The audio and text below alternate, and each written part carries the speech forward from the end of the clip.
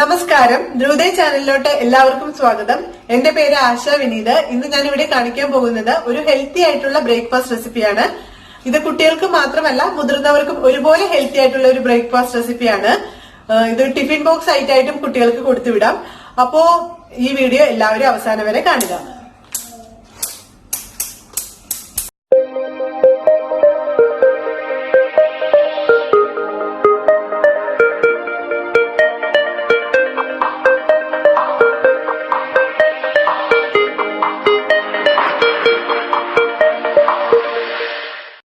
Vegetable stuffed പയർ ദോശ എങ്ങനെ ഉണ്ടാക്കാമെന്ന് നോക്കാം. ഈ പോഷക സമ്പുഷ്ടമായ ദോശ ബ്രേക്ക്ഫാസ്റ്റ് ഐറ്റമായിട്ട് വലിയവർക്ക് മാത്രമല്ല കുട്ടികൾക്കും ഉപയോഗിക്കാം. അതുപോലെ തന്നെ കുട്ടികൾക്ക് ടിഫിൻ ബോക്സ് ആയിട്ടായിട്ടും ഇത് കൊടുത്തുവിടാവുന്നതാണ്.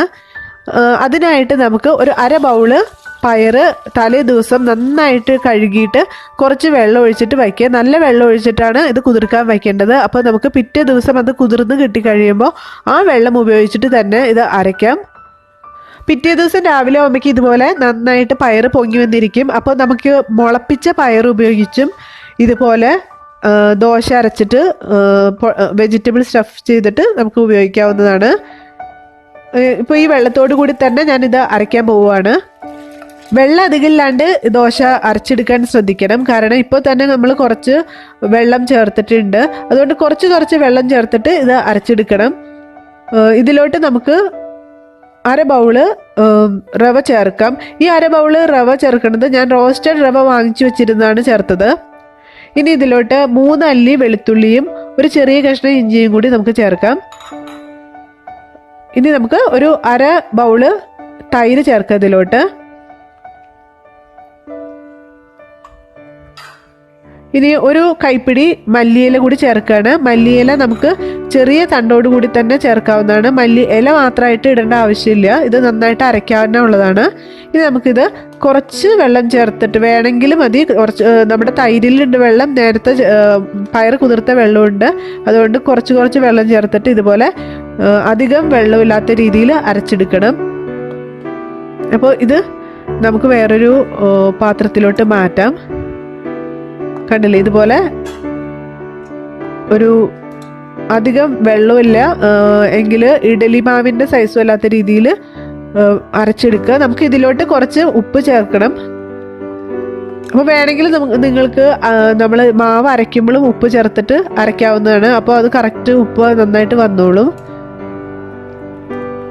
ഈ ഒരു പാകത്തിന് ഇതൊന്ന് അരച്ചെടുക്കണം. അപ്പോൾ ഈ പയർ ഇരിക്കുന്തോറും കട്ടിയാവും ഈ അരച്ചത്. അതുകൊണ്ട് വെള്ളം കുറച്ച് ലൂസാക്കി അരച്ചാൽ മാത്രമാണ് നമ്മൾ എടുക്കാൻ നേരത്ത് കട്ടിയാവുള്ളൂ. അതുകൊണ്ട് അധിക സമയം നമുക്ക് വയ്ക്കാനും പറ്റില്ല. പക്ഷെ നമ്മൾ ഇത് മാറ്റി വെച്ചിട്ട് ഒരു 10 മിനിറ്റോളം നമുക്കിതൊന്ന് മാറ്റി വെക്കണം.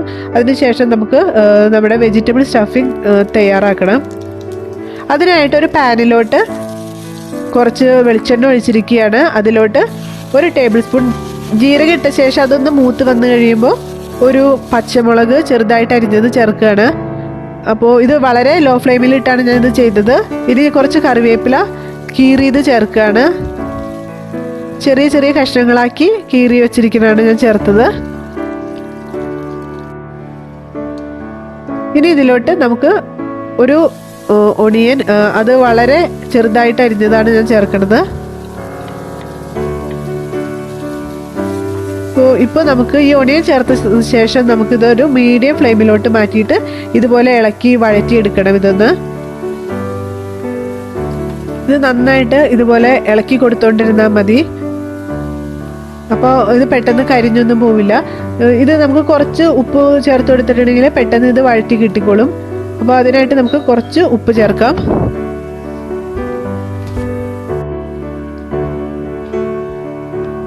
ഉപ്പ് ഞാൻ ചേർത്തു. അപ്പോൾ നമുക്ക് ഇനി അത് കരിയാതെ ഇതുപോലെ ഒന്ന് വേഗം വഴറ്റി എടുക്കണം. ഇതുപോലെ ഇളക്കി മീഡിയം ഫ്ലെയിമിലിട്ടിട്ട് നമുക്ക് ഇതുപോലെ ഇളക്കി വഴറ്റിയെടുക്കാം. അപ്പോൾ ഇവിടെ നന്നായിട്ട് വഴറ്റി വന്നിട്ടുണ്ട്. ഇതിലോട്ട് 1 ടീസ്പൂൺ ഇഞ്ചി അരച്ചത് ചേർക്കുകയാണ്. ഇതും ഒന്ന് നന്നായിട്ട് ഇതുപോലെ ഇളക്കുക. ജസ്റ്റ് 1 മിനിറ്റ് ഇതുപോലെ ഇളക്കിയാൽ മതി. ഇത് നന്നായിട്ട് ഇളക്കി യോജിപ്പിച്ച ശേഷം നമുക്ക് ഒരു തക്കാളി ചെറുതായിട്ട് അരിഞ്ഞത് ചേർക്കുക ഇതിലോട്ട്.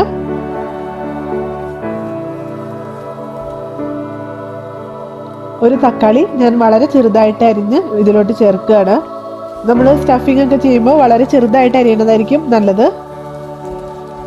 തക്കാളിയും ഇതുപോലെ നന്നായിട്ടിട്ട് വഴറ്റിയെടുക്കണം. ചെറുതായിട്ട് അരിഞ്ഞാൽ നമുക്ക് പെട്ടെന്ന് അത് വഴറ്റി കിട്ടും. അതുകൊണ്ട് കൂടിയാണ് ഞാൻ തക്കാളി വളരെ ചെറുതായിട്ട് അരിയണമെന്ന് പറഞ്ഞത്. ഇതുപോലെ നമുക്ക് പെട്ടെന്ന് ഇതൊന്ന് വഴറ്റിയെടുക്കണം. 1/4 ടീസ്പൂൺ മഞ്ഞൾപ്പൊടി, 1/2 ടീസ്പൂൺ മുളക് പൊടി ചേർത്തിട്ട് നമുക്ക് ഒരു മിനിറ്റ് കൂടി ഇത് ഒന്ന് ലോ ഫ്ലെയിമിലാക്കിയിട്ട് ഒന്ന് ഇളക്കി യോജിപ്പിക്കാം. അപ്പോൾ ഇത് തക്കാളി നന്നായിട്ട് വഴറ്റിയ ശേഷം ആണ് ഇത് പൊടികൾ ചേർക്കേണ്ടത്.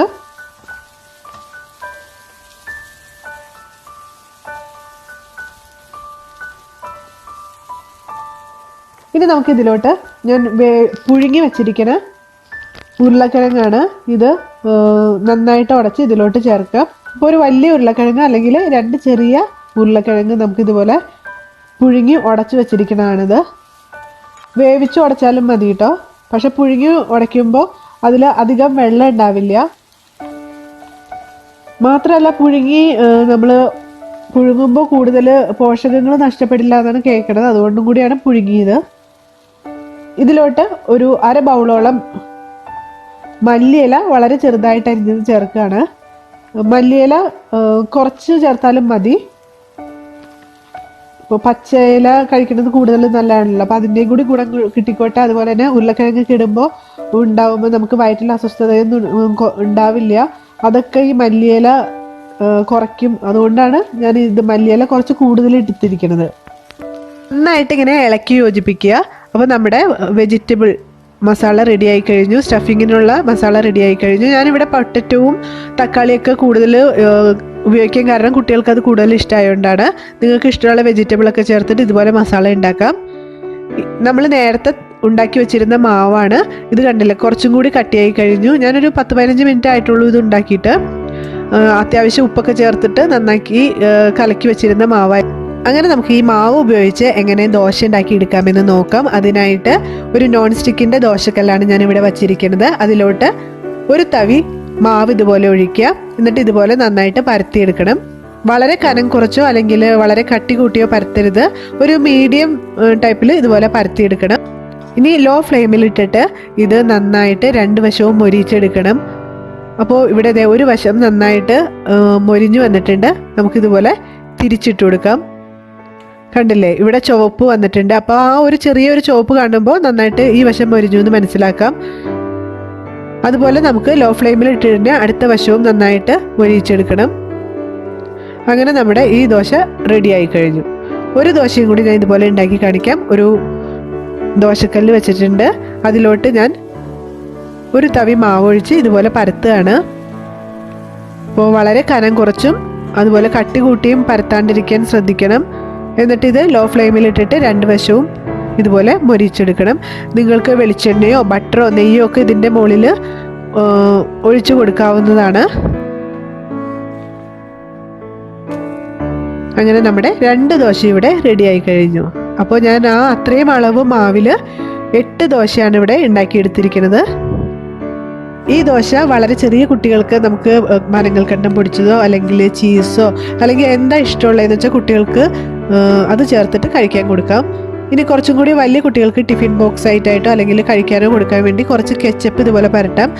അതൊക്കെ ആകുമ്പോൾ കുറച്ച് കുട്ടികൾക്ക് കൂടുതൽ ഇഷ്ടമാവും.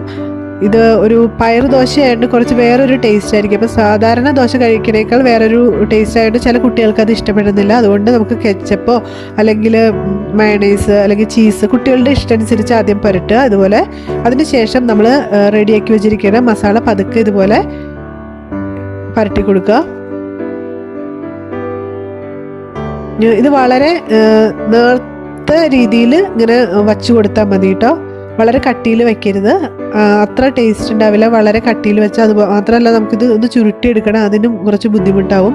അപ്പോൾ ഇതുപോലെ അറ്റത്തൊഴിച്ച് ബാക്കി എല്ലാ ഭാഗത്തും ഇതുപോലെ പരട്ടി വെക്കുക. ഇനി ഇത് പതുക്കെ ഇതുപോലെ ചുരുട്ടി ഓരോരോ റോളുകളാക്കുക. അപ്പോൾ ഇത് ഒരു എക്സലൻ്റ് ആയിട്ടുള്ള ബ്രേക്ക്ഫാസ്റ്റ് റെസിപ്പി അല്ലെങ്കിൽ ടിഫിൻ ബോക്സ് റെസിപ്പി എന്ന് പറയാം. കാരണം ഇതിൽ പ്രോട്ടീൻ റിച്ച് ആയിട്ടുള്ള പയറുണ്ട്, റവ, അതുപോലെ തന്നെ വെജിറ്റബിൾസൊക്കെ നമുക്ക് ചേർക്കാവുന്നതാണ്. കുട്ടികൾക്കൊക്കെ നമുക്ക് ഇത് കൊടുത്തു വിട്ടിട്ടുണ്ടെങ്കിൽ ആ ഒരു റോള് കഴിച്ചിട്ടുണ്ടെങ്കിൽ അത്രയും കുട്ടികളുടെ കഴിച്ചു എന്ന് നമുക്ക് ആശ്വസിക്കാൻ പറ്റും. ഇതുപോലെ ഞാനൊരു 6 റോളുകളാക്കി എടുത്തിരിക്കുകയാണ്. ഇത് നമുക്ക് അപ്പം തന്നെ കഴിക്കണമെങ്കിൽ ഇങ്ങനെ തന്നെ കഴിക്കാം. ഇനി ഇത് ടിഫിൻ ബോക്സ് ആയിട്ടായിട്ട് കുട്ടികൾക്കോ അല്ലെങ്കിൽ വലിയവർക്കോ കൊടുത്തു വിടണമെങ്കിൽ ഇതൊന്ന് കടുക് വറുക്കാം. അതിനായിട്ട് നമുക്ക് കുറച്ച് വെളിച്ചെണ്ണ ഒഴിച്ചിട്ടുണ്ട്. അതിലോട്ട് കുറച്ച് കടുക്, കറിവേപ്പില, കുറച്ച് കായപ്പൊടി ഇത്ര ഇട്ടിട്ട് ഇതുപോലെ ഒന്ന് ഉരച്ച് ഇതുപോലെ വച്ചു കൊടുക്കുക. അപ്പോൾ 2 വശവും നമുക്കിതൊന്ന് ചെറുതായിട്ട് ലോ ഫ്ലെയിമിൽ ഇട്ടിട്ട് ഒന്ന് മൊരിച്ചെടുക്കണം.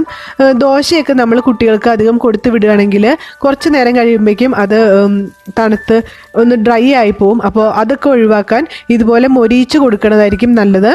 അപ്പോൾ ഇതുപോലെ റോളുകളാക്കിയിട്ട് ഇതൊന്ന് മൊരിച്ച് കൊടുത്തിട്ടുണ്ടെങ്കിൽ ദോശയൊക്കെ ഉണ്ടാക്കിയിട്ട് ഉള്ള ആ ഒരു തണുത്ത് ഡ്രൈ ആയ ഒരു അവസ്ഥ ഉണ്ടാവില്ല. മാത്രമല്ല കടുക് വറുത്ത് മൊരിഞ്ഞതിൻ്റെ ആ ഒരു സ്വാദും ഉരുളക്കിഴങ്ങും ഒക്കെ കൂടി നന്നായിട്ട് മൊരിഞ്ഞ് ദോശയായിട്ട് യോജിച്ചതിൻ്റെ ഒരു സ്വാദും വരും. അപ്പോൾ 2 സൈഡും ഇതുപോലെ നന്നായിട്ട് മൊരിച്ചെടുക്കണം. ഇതൊക്കെ കുട്ടികൾക്ക് നമ്മൾ കൊടുത്തു വിടുകയാണെങ്കിൽ ഈ ഒരു റോളിൽ തന്നെ വെജിറ്റബിൾസും അതുപോലെ തന്നെ പയറും ഒക്കെ അടങ്ങിയിരിക്കുന്നതുകൊണ്ട് അത്രയും കുട്ടികൾക്ക് ഹെൽത്തി ആയിട്ടുള്ള ഫുഡ് കൊടുത്തു എന്ന് നമുക്ക് ആശ്വസിക്കാം. അതുപോലെ തന്നെ ഒരു റിച്ച് ആയിട്ടുള്ള ബ്രേക്ക്ഫാസ്റ്റ് കഴിച്ചു എന്ന് ഉറപ്പിക്കാം. ജോലിക്ക് പോകുന്നവർക്കൊക്കെ ഈ വെജിറ്റബിൾ സ്റ്റഫിങ് തലേ ദിവസം ഉണ്ടാക്കി വെച്ചാൽ എളുപ്പത്തിൽ ഇത് ഉണ്ടാക്കിയെടുക്കാവുന്നേ ഉള്ളൂ. ഇതുപോലെ നമുക്ക് മുറിച്ചും കുട്ടികൾക്ക് ടിഫിൻ ബോക്സിൽ കൊടുത്തു വിടാവുന്നതാണ്. അപ്പോൾ നിങ്ങളെല്ലാവരും ഇത് ഉണ്ടാക്കി നോക്കിയിട്ട് നിങ്ങളുടെ അഭിപ്രായങ്ങൾ എന്നെ അറിയിക്കും.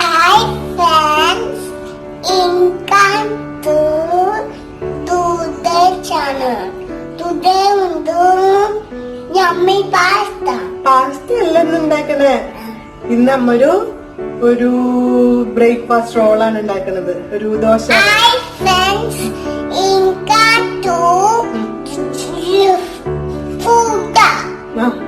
മതി ഞാൻ പറയട്ടെ. അപ്പൊ വീഡിയോ എല്ലാവർക്കും ഇഷ്ടപ്പെട്ടെന്ന് കരുതുന്നു. ഇഷ്ടമായെങ്കിൽ എല്ലാവരും ഫ്രണ്ട്സിന് ഷെയർ ചെയ്യുക. അതുപോലെ തന്നെ ഇതുവരെ സബ്സ്ക്രൈബ് ചെയ്യാത്തവരാണെങ്കിൽ ഇപ്പോൾ തന്നെ സബ്സ്ക്രൈബ് ചെയ്യുക. അപ്പൊ ഇതുവരെ കണ്ടിരുന്നവർക്ക് എല്ലാവർക്കും നന്ദി. Thank you.